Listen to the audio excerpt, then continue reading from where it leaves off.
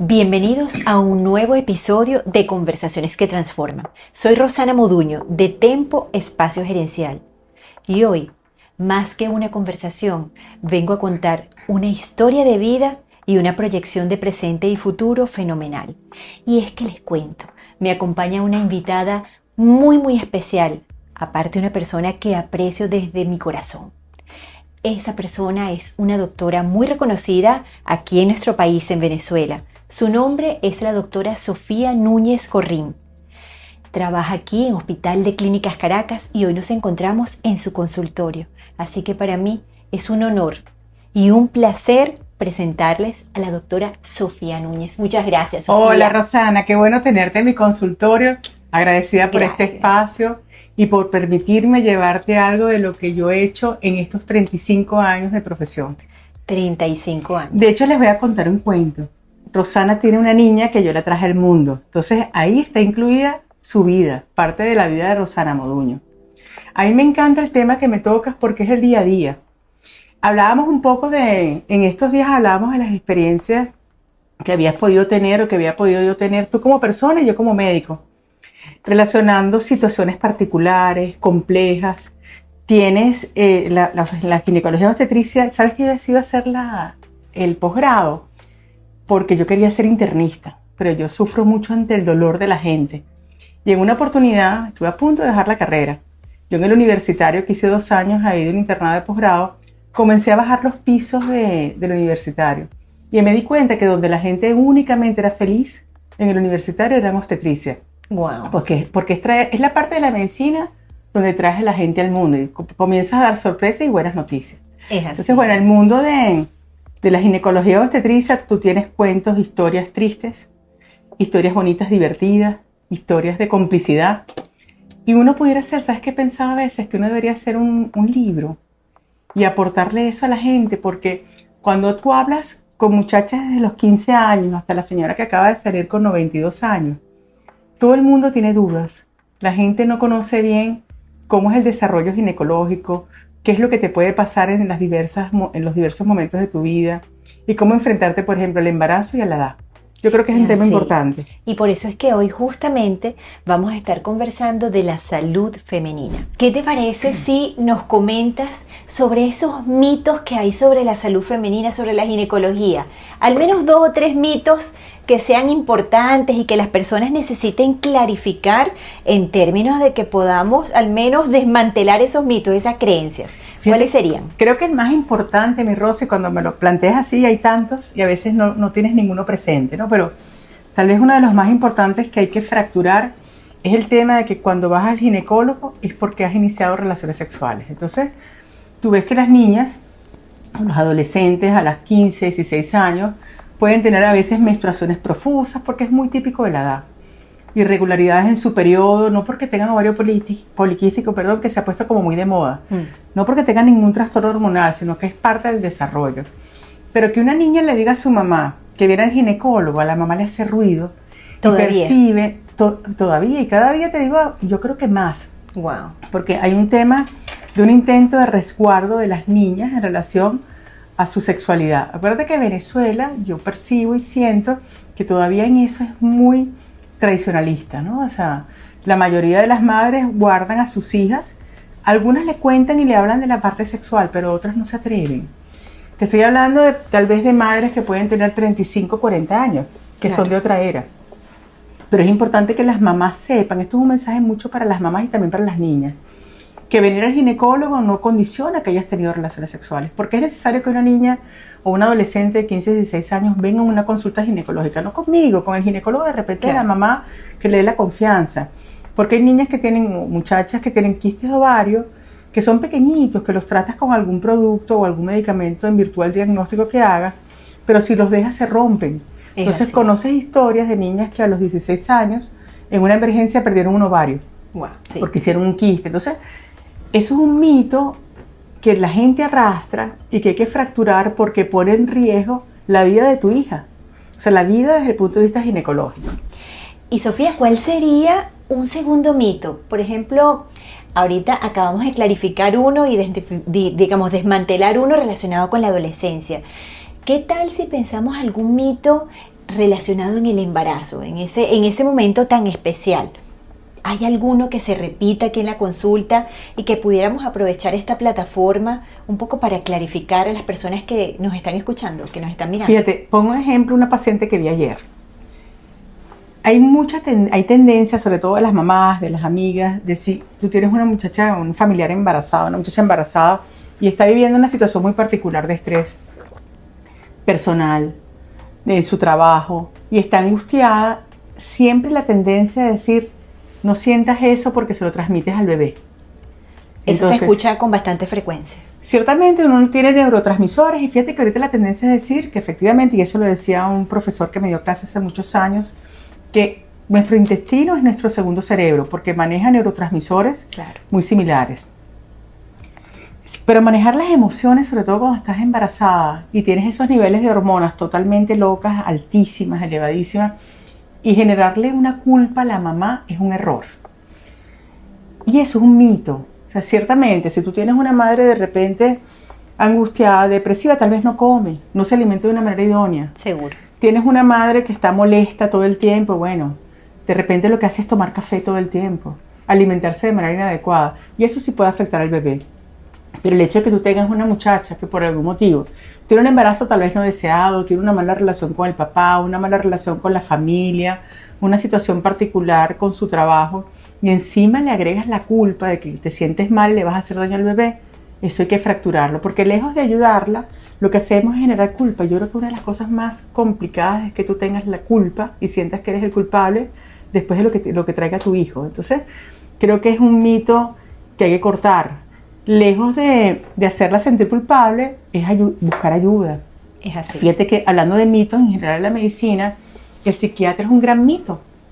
Uno piensa, y la gente todavía sigue pensando, que el psiquiatra está loco. No, el psiquiatra es el cerebro, es un órgano igual, Rosy, que el corazón, que tu hígado, que tu páncreas, que tu estómago, y que se enferma. Es así. Pero hay un tabú hacia las enfermedades que tienen un origen o una causa neurológica. Es así. La angustia, la depresión es una enfermedad, es una condición. La ansiedad.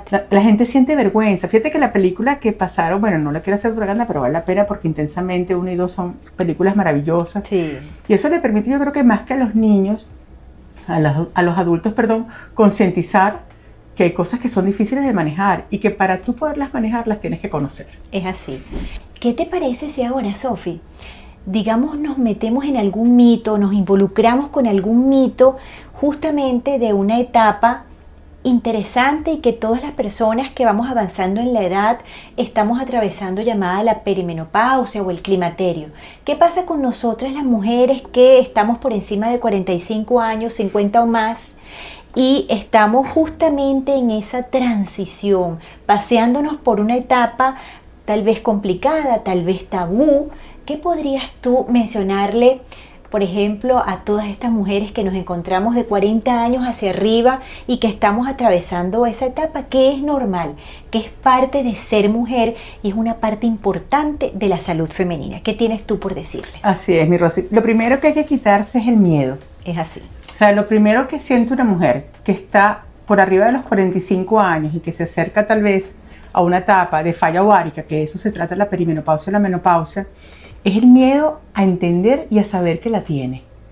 Es el pánico a creer que eso va a significar que su vida, su parte física, su parte ginecológica, la sexualidad, la parte cognitiva va a morir, ¿no? Entonces uno relaciona como un tercio restante de tu vida como el restante, como lo que te queda. Y que lo que viene de allí en adelante es enfermarte, es envejecer y luego buscar apoyo. Fíjate que en un momento determinado salieron unos estudios hace muchos años, los ginecólogos en el año 2000 éramos muy prescriptores de terapia de reemplazo hormonal, pero el motivo, más que la belleza, era disminuir el riesgo de enfermedad cardiovascular.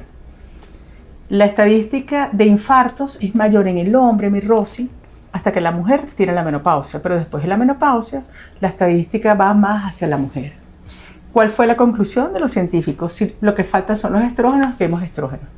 Comenzamos a dar estrógenos, comenzaron a hacer unos estudios posteriormente poblacionales con el tema del uso a larga data y se comenzó a ver que más bien en algunos casos y en unos estudios importantes que salieron en Estados Unidos y en Europa, hablaban de que aumentaba la tasa de infarto y problemas cardiovasculares. Pero, ¿qué pasó en ese grupo?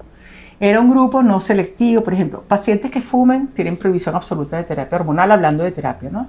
Estos pacientes que estudian diabéticas no controladas, hipertensas no controladas, pacientes que no visualicen su mama con los estudios pertinentes, la mamografía, que hayan tenido obviamente un antecedente de cáncer de mama, no la pueden ni ver. ¿Qué sucedió? Hubo temor de la gente que produce los medicamentos para terapia hormonal y se suspendió. ¿Qué quedó en el mundo? Que la terapia hormonal, y en ese momento todavía pienso que estamos, solamente tenías indicación para la resequedad vaginal. Pero el resto de la mujer se olvidó. Entonces, ¿qué tenemos que hacer? ¿Qué es lo que hay que avanzar en el tiempo? Primero, si eres una mujer sana, una mujer que no tiene un antecedente, que no tienes vicios, que no fumas, que no tomas licor de manera exagerada, buscar apoyo, no solamente en la terapia hormonal. ¿Sabes que ayuda muchísimo con los años? La actividad física. Fíjate que antes la actividad física, que yo no soy especialista en actividad física, obviamente soy ginecólogo, pero lo que tenías que hacer era moverte en cardio. Ahorita es moverte en resistencia. Es así. Porque existe un tema con los años que lamentablemente tenemos que combatir, y lo podemos combatir con ejercicio y buena alimentación, que es la sarcopenia, que se refiere a la destrucción del músculo. ¿Vamos a envejecer? Es inevitable porque yo no conozco a Cleopatra ni a ninguno de ellos, ni a Cristóbal Colón, no existe, sí. todos se fueron. Solo en series, pero hasta allí. Pero el tema, yo creo que la palabra clave es quítate el miedo. Es una palabra muy poderosa, Sofi, muy poderosa desde el punto de vista conductual. Generalmente, y eso está bien estudiado, detrás del miedo hay tristeza y también hay rabia. Entonces, el no asumir la etapa, cualquiera que sea, tu mujer, por ejemplo, que nos estás escuchando, o familiar de la persona que se interesa en la salud femenina, cualquiera que sea la etapa, estamos inundados de miedos y es normal. Ahora, ¿qué hacer con ellos? Enfrentarlos, claro. Informarnos. Parte de esta conversación que transforma es justamente poder dar data, poder suministrar experiencia, incluso anécdotas relacionadas con la salud femenina, de tal manera que esos miedos se puedan ir enfrentando y superando, porque cualquiera que sea la etapa en que estemos como mujer, es una etapa que definitivamente tiene algo por aportarnos y nosotras algo por ofrecer. ¿Y qué te parece si ahora hacemos una ronda de verdadero o falso? Es un reto, Rosana. ¿Qué me vas a preguntar? Vamos a ver qué me pregunta Rosana. Dependiendo de las preguntas, te digo si me gusta o no. Muy bien, muy bien. Ok, vamos a ver, por ejemplo, durante la adolescencia. Durante la adolescencia, ¿es normal que el ciclo menstrual sea irregular? No es normal, pero sí es frecuente. O sea, dependiendo de la edad. Tú ves niñas, por ejemplo, que tengan su desarrollo, su primera menstruación a los 12 añitos. Hay 2 años, incluso algunos hablan de 3 años, en que ese sistema se nivela. O sea, vienes de una niña de 12 años a una mujer adulta. Claro. Entonces ahí puede tener regularidad menstrual. ¿Qué es el problema de la regularidad menstrual? Con lo que hay que estar mosca. Si una niña tiene atrasos en la menstruación y su menstruación luego viene muy abundante, esas son niñas que se anemizan. Entonces, si bien es frecuente, puede ser un tránsito hacia la adultez, puede traer problemas. Entonces lo que hay que verificar es cómo le viene la regla después, cómo le viene su menstruación. Muy bien, eso creo que es importante para las personas que nos escuchan, porque nos escuchan las mamás probablemente de estas adolescentes, algunas adolescentes también, o al menos eso espero yo.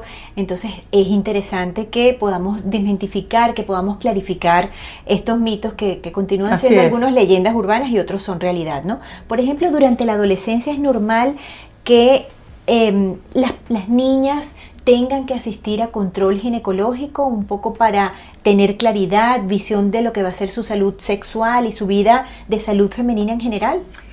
Fíjate que sí, porque todavía el tema sexual es un poco complicado para tratarlo las mamás. Muy bien. O sea, tú puedes tener una mamá de muy avanzada, pero cuando ve que su niña a los 15 años tiene un noviecito y puede comenzar a suceder cosas, la mamá no se atreve a entrar. ¿Cuál es la recomendación para las mamás? Los ginecólogos no estamos para regañarlos, pero sino más bien es para conducirlos. O sea, nuestro plan es enseñarles y conducirlos y hablarles claro de lo que sucede. Creo que una madre, antes de que su hija comience a mostrar alguna intención o deseo sexual, porque lo tienes por las hormonas, es bueno llevarla a un ginecólogo entendiendo que el ginecólogo no le va a dar permiso, lo que le va es ayudar a entender. Y una niña debe venir al ginecólogo, además, para que se vaya relacionando con el ginecólogo y no lo tome tema tabú. Es que correcto. aprenda a preguntar. Yo recuerdo, yo tenía una paciente que tenía 5 hijos, Rosana. Era una madre muy severa, te estoy hablando hace posiblemente 15 años, muy, muy severa, que no dejaba que las niñas se protegieran, pensar ir al ginecólogo para ella era pecado.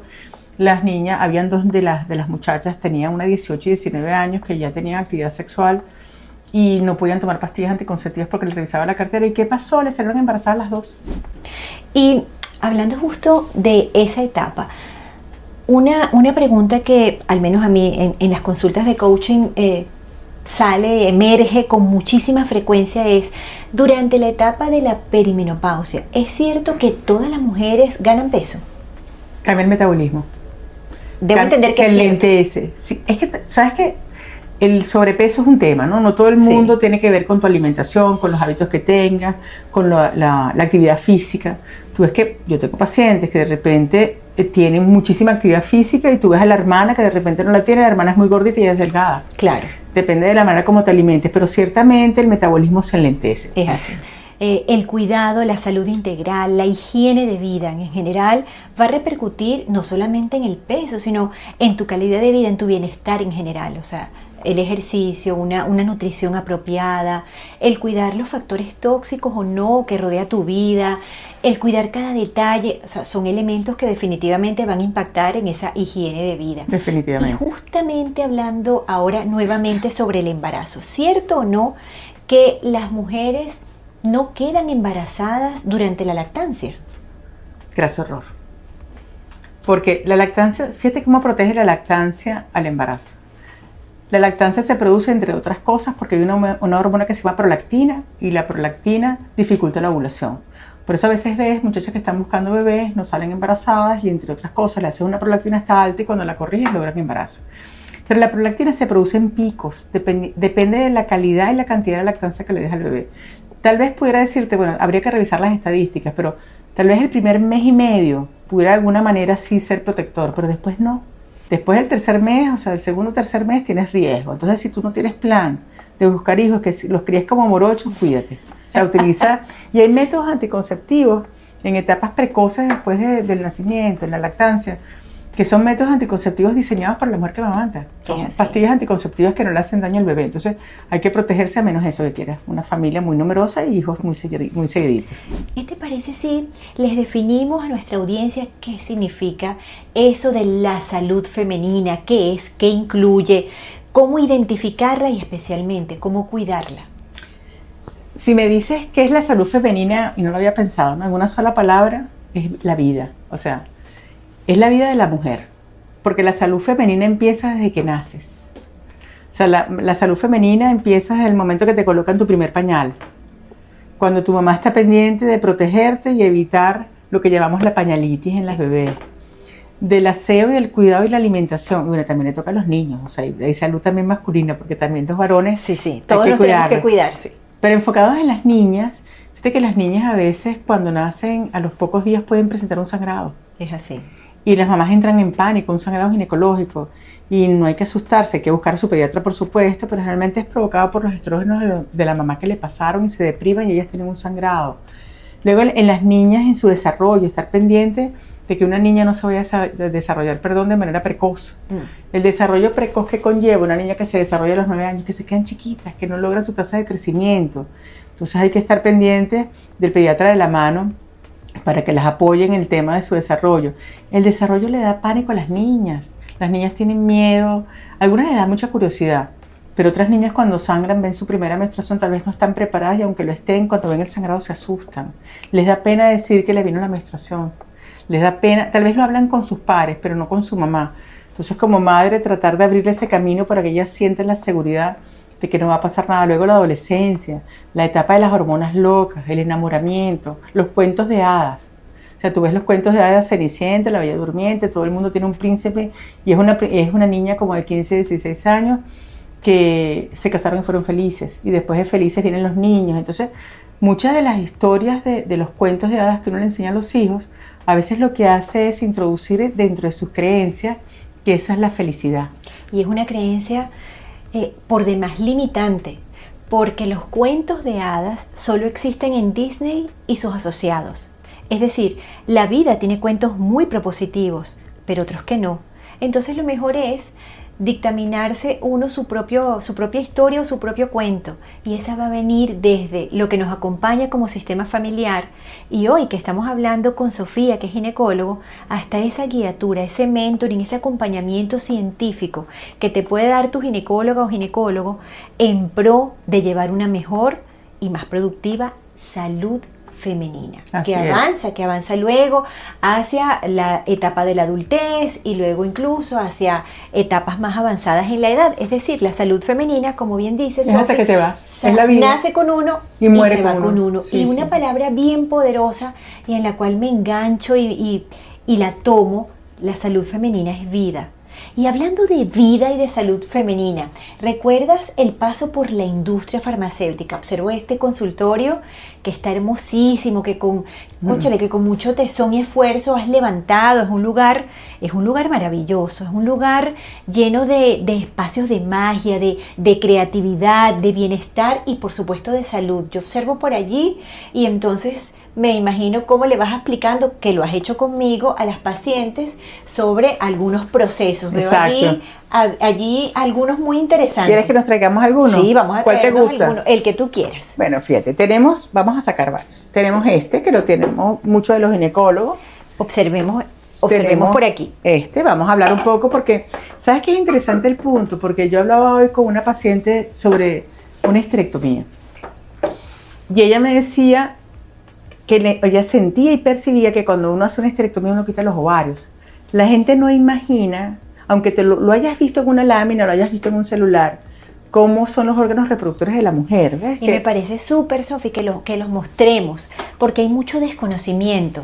Y a veces el desconocimiento es osado, porque incluso podemos hablar sin propiedad. Entonces, ahora que estamos aquí en tu consultorio y de una manera muy práctica podríamos dar una información que seguramente alguien la necesita, alguien que nos esté observando. Seguro. Entonces, fíjate, esto trata de replicar lo que es la normalidad, ¿sí? Entonces les enseño, niñas, ya van a ver. Esto es la vagina, este es el útero, estos ductos son unos tubitos delgaditos que son las trompas, y lo que vemos aquí a los lados, que lo van a ver al revés, son los ovarios, ¿sí? Por ejemplo, con el tema de la histerectomía, la pregunta que me hacía la paciente, cuando hacen una histerectomía hay que quitar los ovarios, no, porque la histerectomía se refiere a la extracción del útero. Entonces uno retira el útero, los ovarios quedan. Es así. La gente también tiene el mito de que si te hacen una histerectomía, tu sexualidad desaparece. Algunos hablan de que el cuello uterino puede intervenir en la sensación, pero más bien en úteros enfermos, por ejemplo, pacientes que tengan que efectivamente someterse a una cirugía, un útero enfermo duele. Y las relaciones sexuales llegan hasta acá. Claro. Entonces lo que hay que conservar es evidentemente la longitud de la vagina. ¿Qué nos dan las hormonas? El útero, no, nos los dan los ovarios. Y aquí tal vez en este modelito lo podemos ver mejor. Déjame poner este de un ladito. Este es un útero que muestra patología. Entonces el útero es así. La patología es la enfermedad. Entonces esto que ven blanquitos son miomas. Es lo mismo que fibromas, son nódulos de fibra. Lo que generan son sangrados muy abundantes cuando las pacientes lo tienen, y sobre todo depende mucho de la ubicación. Estas son las trompas y los ovarios. Los ovarios son los responsables de la producción hormonal. Fíjate que hablando de esto, hay un dispositivo intrauterino que es un sistema que contiene una hormona que ha tenido una aplicación maravillosa en el mundo, porque los dispositivos que habitualmente todos conocemos, los más frecuentes, han sido, sin nombrar marcas, la T de cobre. Claro. ¿Qué hace un dispositivo intrauterino? ¿Y por qué se le pone cobre? Algunos tenían plata. Ese metal que se le coloca genera un proceso inflamatorio, y esa inflamación dificulta y evita el embarazo. Claro. Pero genera sangrados muy abundantes. Una mujer que tenga una fibromatosis, es importante que sangre mucho, no se debe colocar ese tipo de dispositivos porque se anemiza. ¿Qué hizo una vez un finlandés inteligente pensando cómo disminuir el volumen de sangrado? Le quitó el cobre y le puso una hormona. Maravilloso. Y adicionalmente no tiene ningún tipo de metal ese dispositivo. Así porque es de plástico, ¿cierto? Es de plástico, entonces no tiene ese efecto inflamatorio.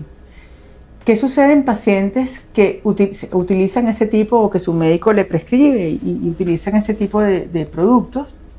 Ese dispositivo que tiene hormonas en su interior, primero disminuye el volumen de sangrado. Es así. Es una maravilla, porque si tú tienes una T de cobre y eso genera hemorragias y estás con anemias, con hemoglobinas bajas, oye, corrígelo con este tipo de dispositivo.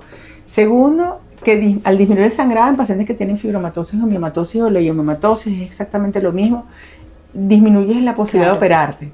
Pero la pregunta y la inquietud y el tabú que tiene la gente es, si no me viene la regla, eso está mal, porque la gente siente, lo que te dice la gente es que ¿para dónde se va eso? ¿Qué pasa con eso? Sí. Siente que hay como un tipo de castración o limitante hormonal. Qué bueno que lo estás tocando, Sofi, que lo aclares, porque eso suele ocurrir con demasiada Muy frecuentemente. De hecho, en los pacientes que lo coloco, porque creo que es un recurso y una herramienta maravillosa desde el punto de vista ginecológico para ayudar y apoyar a las pacientes, a pesar de que lo explico, la gente se asusta, porque tienes los comentarios alrededor. Si no te viene la regla, es mal. Yo le digo a la gente, el que no te venga la menstruación, ciertamente tienes que buscar la causa, a menos que tengas algo que lo que busques es eso. Claro. Y esto busca que disminuya el sangrado. Y lo que hace mi Rosy, que sé que lo manejas perfectamente, es que esa hormona disminuye una esponjita que se llama endometrio, que es lo que se manifiesta con la menstruación. Al ser muy delgadita, casi no ves regla o no ves regla particular, pero no afecta para nada a las hormonas. Me llama poderosamente la atención que está aquí. ¿Qué podríamos hablar al respecto de esto, Sofi? Vamos a ver. Sabes que cuando vienen los niñitos a las consultas con las mamás embarazadas, siempre, pero el que le gusta es Esther. Conserva una niña en el fondo. Los niños, claro, porque brilla, es acrílico, creo que es un modelo muy bonito. Tiene colores espectaculares. Sí, sí, y es muy representativo. Fíjate que esto sale y esto lo entregan porque son regalos en su momento de la visita médica, haciendo de alguna manera, enseñándonos a creer en nuevas maneras de protegerse, ¿no? Es así. Entonces, sale hace muchos años, un aro vaginal que se coloca justamente en la vagina, evidentemente por eso es un aro vaginal que contiene hormonas y que es tan efectivo como las pastillas anticonceptivas. Les cuento que cuando a mí me llegó, y soy médico, pero el mito, el temor a que funcionara, el temor a que tuvieses un aro de 3 semanas y que no generara infecciones, para mí no lo podía concebir. Porque los médicos también nos enfrentamos a eso, a los miedos, ¿no? Claro. Con los pacientes. Y comenzaron a traer estos modelos donde muestran anatómicamente una vagina. Claro, la vulva es como un poquito grande, pero es para representar, esta es la vagina. Y si quitamos esto, que es lo bonito de este modelo, ustedes aquí, qué bien. Puedes ver, mi Rosy, qué bonito. Esta es la uretra, el conducto urinario, la vejiga, la vagina, el útero y el recto. Excelente. Fíjense que, y volviendo esta vez hacia la industria farmacéutica. La industria farmacéutica durante muchos años, durante los últimos años, digamos, mermó su actividad a nivel al menos de la promoción médica, de la visita médica. Sin embargo, pues se están haciendo grandes esfuerzos en retomar esta actividad. Así es. ¿Qué opinas tú de la visita médica? ¿Y qué crees que es lo mínimo elemental que debe tener un visitador médico para cumplir perfectamente su rol con ustedes los médicos, Sofi? Fíjate, los médicos, bueno, no quiero cuestionar a mis colegas, ¿no? Pero tienen una idea no tan cierta de lo que es la visita médica. O sea, cuando todos teníamos maletas de visitadores afuera esperando poder llegarte con la información, a veces el médico no valoraba al visitador médico. Porque el médico se riñe a veces con las marcas. Fíjense que yo inconscientemente hablé de una marca y me acordé, porque es un tema de formación. Uno trata de no promover porque lo que hacemos los médicos no es vender productos. Lo que hacemos los médicos es recomendar un medicamento que te ayude. Y no nos favorecemos de la marca en particular. Por eso es que somos muy renuentes, ¿no? Claro, la industria farmacéutica también necesita vender. Entonces, te pone siempre las bondades de los medicamentos. ¿Qué necesita un visitador médico? Aprender y entender cuáles son las bondades y cuáles no.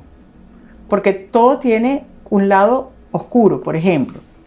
Un lado oscuro me refiero yo a un efecto secundario que puedes prever y que tienes que conocer.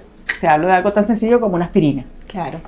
La aspirina es una maravilla. Los antibióticos son una maravilla bien indicados, pero en personas alérgicas no la pueden tomar. Entonces, es correcto. Cuando tú formas un visitador médico, que es una persona que va a mostrar un producto para una venta, porque el laboratorio ciertamente lo va a vender en las farmacias, lo va a hacer asequible, porque si no lo tienes como producto, ¿para qué lo presentas? Y hubo una época, lamentablemente, no sé, hace 3, 4 años, que todos teníamos dificultad para conseguir medicamentos los más básicos, ¿no? Eso es terrorífico.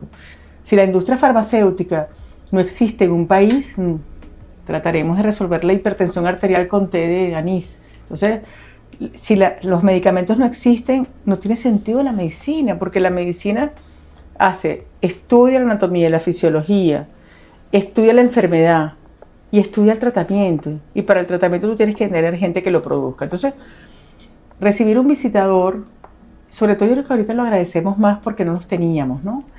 Pero es el avance de lo que consigues en la farmacia. Tal vez cuando salíamos, que tenemos la oportunidad, que espero que pronto podamos volver a salir, es enriquecerte un poco con lo que se consigue afuera, es tener la oportunidad de ver los avances médicos. Venezuela tiene un grupo de gente, de verdad que ahora en la universidad se está formando y se está fajando, Rosy, que merece tener los medicamentos que son de calidad para resolver las patologías.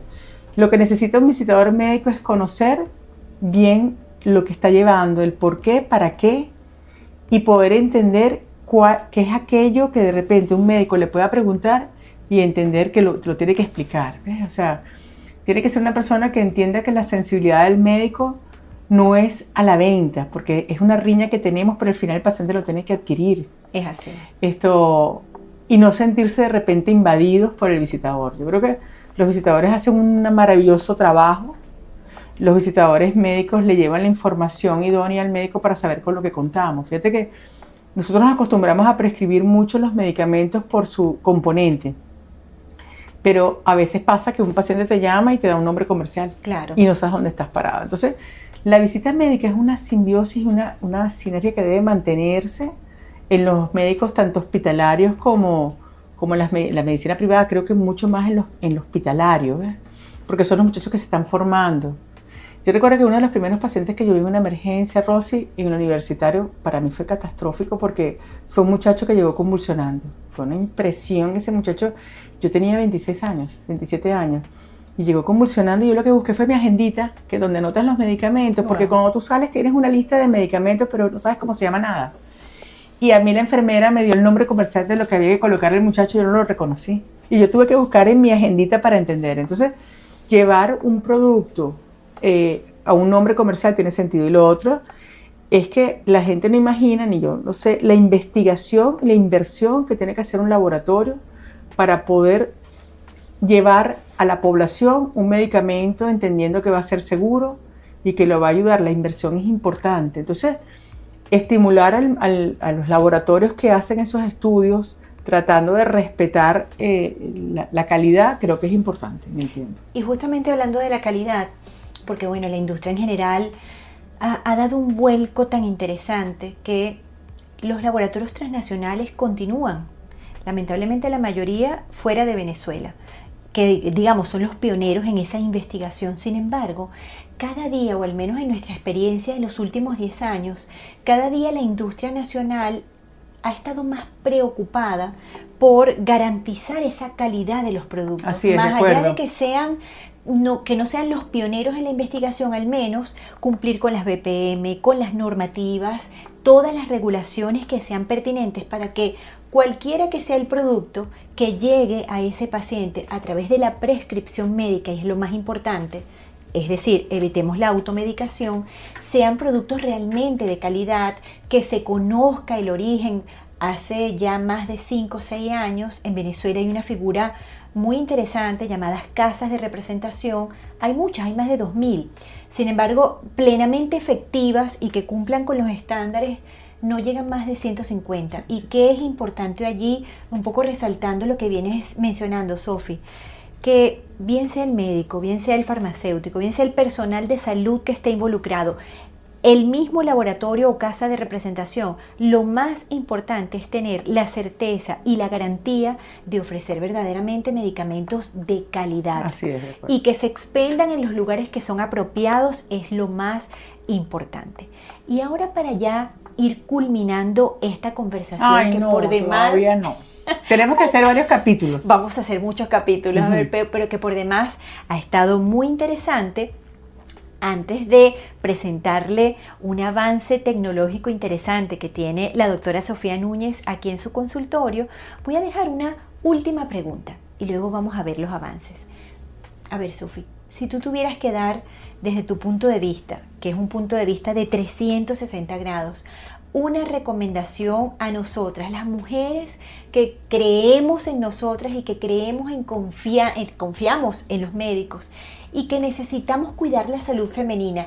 3 recomendaciones importantes que tú desees dar a las personas que nos están escuchando. ¿Cuáles serían? Bueno, los ginecólogos nos convertimos en los médicos generales de alguna manera de aquellas pacientes sanas. La visita ginecológica, no es porque yo lo sea, pero la visita ginecológica, cuando la hacemos una vez al año, no solamente tenemos una evaluación ginecológica, sino una evaluación más integral del paciente, porque uno se enfoca, dependiendo de la edad, en lo que tiene y lo que puedes prevenir. Que es lo importante, mucho de lo que yo hago, lo que decidí hacer en la vida, es que no solamente es tratamiento, Rosy, es prevención a las patologías futuras. Entonces, cuidarse en cada etapa de salud, no sentir porque somos sanos, descuidarnos, porque nos pasó mucho lamentablemente post pandemia, que las pacientes que dejaron de venir, y uno lo entiende totalmente, durante 2 años, porque uno también venía a consulta preocupado, comenzaron a tener una incidencia mayor de enfermedades que no tuvieron prevención porque no se atrevieron a acercar. Entonces, hay que tener médicos de confianza. Si eres una mujer, posiblemente el ginecólogo, en la medida que vayan pasando los años o vayan apareciendo patologías, ya uno te ayudará a conducir, o si tienes algún médico de confianza también lo puede hacer, pero no hay que tenerle miedo a la vida.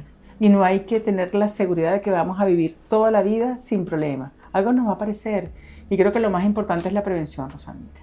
Es así. Bueno, fíjense que vamos llegando al final, al menos por hoy, de estas conversaciones que transforman.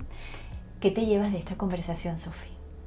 Primero, estoy encantada porque no hay nada más bonito que enseñar a los otros y masificar un poco las cosas que uno ha aprendido. Lamentablemente, no todas las mujeres tienen acceso a la salud, bien sea porque no la buscan o porque no tienen cerca del sitio donde viven un sitio donde atenderse. Tú vas a ver la relación que hay hospitalaria, no la cuestiono, pero el concepto no permite por la cantidad de trabajo que tienes tal vez dedicarle ese tiempo a la gente. Entonces, creo que uno de los deberes más importantes que tenemos los médicos es tratar de informarte a ti que sabes, que puedes entender, pero también llevar información a quien no tiene acceso, a quien no la desconoce, a quien la desconoce porque está desinformado, porque no tiene el recurso cerca o porque tiene algo que se llama, como hablamos ya, lo nombramos en 2 o 3 oportunidades, es miedo. Es así. Miedo en buscar ayuda, miedo en reconocer que somos seres humanos y que tenemos que cuidarnos y protegernos. Y creo que lo más importante es llevar un mensaje de conocimiento, de positivismo, de que efectivamente la vida hay que vivirla y no hay que vivirla con temor. Es así. Y si el miedo nos acompaña, aprendemos a vivir con él, porque él es parte de la vida, se combate de una manera que no es sencilla, pero sí es segura. El miedo se combate con información y con acción, acciones que como hoy nos permiten desplazarnos en justamente eso que se requiere, el conocimiento. Ha sido un honor y un placer. Infinitas gracias por todo y por tanto que no nada más me has entregado a mí, sino también a las personas que nos han observado y que nos están escuchando en este podcast. Y si es tu caso, que esta conversación que transforma te ha hecho sentido, te invitamos a suscribirte y no nada más a eso, a darle like y a replicarla. Esta información merece que muchas personas la escuchen y ojalá que sí, tomen una decisión y una acción a tiempo para cuidar su salud femenina. Te esperamos en el próximo episodio, el jueves que viene a partir de las 7 de la noche, en Conversaciones que Transforman. Infinitas gracias. Gracias.